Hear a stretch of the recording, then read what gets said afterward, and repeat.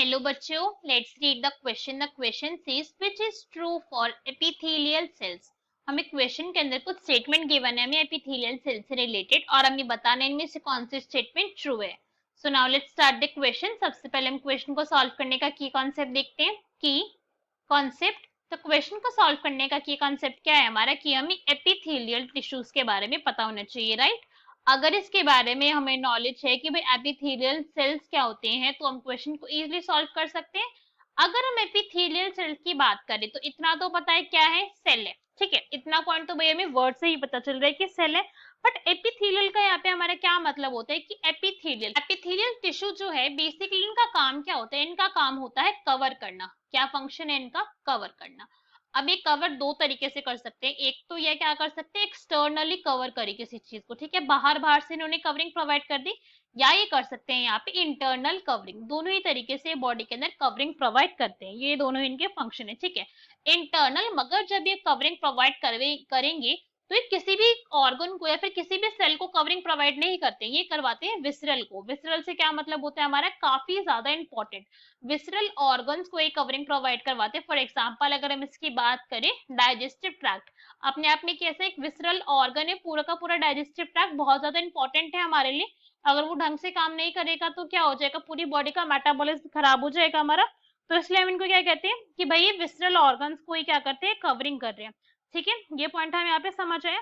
अगर हम और एपिथेलियल सेल्स की बात करें कि भाई और इनका क्या काम है और ये क्या फंक्शन करते हैं, इनके स्ट्रक्चर के बारे में अगर हम जाने, तो ये जो है इनका रैपिड डिवीजन होता है। कैसा होता है इनका, रैपिड डिवीजन का रेट है। रैपिड डिवीजन का मतलब कि भाई बहुत जल्दी जल्दी क्या करते हैं, डिवीजन शो करते हैं, बहुत जल्दी जल्दी यहाँ पे क्या करते हैं, सेल डिवाइड करता है, ठीक है।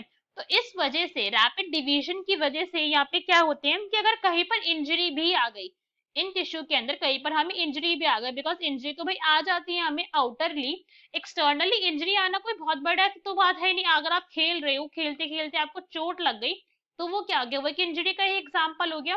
तो उस केस के अंदर जब आपको इंजरी आई एक्सटर्नली, तो वहां पे क्या होता है, फटाफट से रीजनरेशन हो जाता है। क्या हो जाता है यहाँ पे, रीजनरेशन जल्दी से हो जाएगा, बिकॉज ये टिश्यू कैसे रैपिड डिवीजन शो करते हैं। ये पॉइंट अभी हमने यहाँ पे देखा। इसके साथ साथ अगर हम टिश्यू की बात करें, तो कुछ टिश्यू यहाँ पे कैसे होते हैं, ग्लैंड्स भी होते हैं। तो ये क्या प्रोड्यूस करते हैं, प्रोड्यूस सिक्रीशन, सिक्रीशन प्रोड्यूस करते हैं ये कुछ, और इसलिए हम इनको कहते हैं ग्लैंडुलर भी कहते हैं। सारे के सारे नहीं, कुछ की बात हो रही है, ग्लैंडुलर, ठीक है। ये पॉइंट हम यहाँ पे समझ आए। ग्लैंडुलर के होने के साथ साथ एक पॉइंट जो आपको यहाँ पे और याद रखना है, जिसको कंफ्यूज नहीं करना है, कि इनके अंदर जो हम बात करते हैं वास्कुलराइजेशन की, या फिर हम बोल सकते हैं फाउंड होने वाले ब्लड वेसल्स की, ठीक है, ये वास्कुलराइज्ड नहीं होते हैं। क्या होते हैं कि भाई इनके अंदर वास्कुलराइजेशन ना के बराबर होता है, या तो आप बोल दो कि नहीं है, नो, या फिर आप क्या बोल सकते हैं, बहुत ज्यादा लिटिल है, बहुत कम वास्कुलराइज्ड होते हैं ये सेल्स अपने आप के अंदर जैसे होते हैं। इनके अंदर जितना भी क्या है, इंटरनल स्पेस है, वो भी एब्सेंट है। So no intercellular space, intercellular space भी प्रेजेंट नहीं है, कॉम्पैक्टली पैक्ड होते हैं ये। इंटरसेल्युलर स्पेस भी कैसा है, यहाँ पे एब्सेंट है, फाउंड नहीं होता है।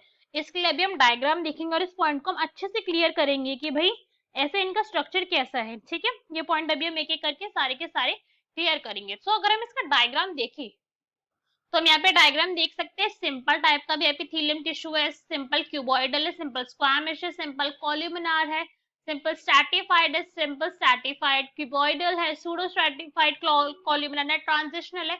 ये सारी की सारी क्या है, एपिथेलियल टिश्यू के, एपिथेलियल सेल्स के एग्जांपल है। अब इनमें से अभी हमने क्या बोला था, स्ट्रैटिफाइड क्यूबॉइडल बोला था। इन्हीं के अंदर से क्या होती है, कुछ सेल जो है यहाँ पे हमारे क्या करते हैं, सिक्रीशन प्रोड्यूस करना स्टार्ट कर देते हैं, इसलिए हम उनको ग्लैंडुलर भी बोल देते हैं कि भाई अभी क्या बन चुके हैं, ग्लैंड्स बन चुके हैं। और कुछ इनके अंदर कैसे सेल्स होते हैं कि जिनका काम क्या करते हैं कि वो म्यूकस सिक्रीट करना स्टार्ट कर देते हैं, तो उनको हम गॉबलेट सेल्स कहते हैं, ठीक है। ये पॉइंट एक्स्ट्रा हमने यहाँ पे अभी डिस्कस कर लिया, गॉबलेट सेल कहते हैं, बिकॉज वो म्यूकस का सिक्रीशन यहाँ पे कर रहे हैं।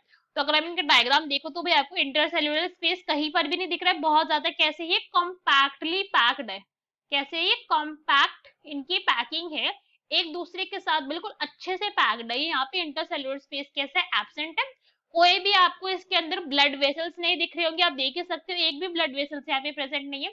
तो नो वास्कुलराइजेशन बोलना अपने आप में पॉइंट बिल्कुल करेक्ट होगा, ठीक है। तो अब एक एक करके हमारी स्टेटमेंट रीड करेंगे और देखेंगे यहाँ पे कौन सी करेक्ट है। First, it is highly vascularized, incorrect हो गया, वास्कुलराइज नहीं है। Cells are loosely packed, incorrect. Cells are compactly packed with little intercellular matrix, तो ये पॉइंट कैसे है, बिल्कुल करेक्ट है, कॉम्पैक्टली पैक्ड है। It is a supporting tissue, नहीं भाई, सपोर्टिंग टिश्यू का काम किसका होता है, कनेक्टिव टिश्यू का होता है, बिकॉज वहां पे कोलेजन के फाइबर्स प्रेजेंट होते हैं, ठीक है। सो करेक्ट आंसर क्या गया क्वेश्चन का, that is C. C is our correct answer. Hope you understood it well. Best of luck. Thank you.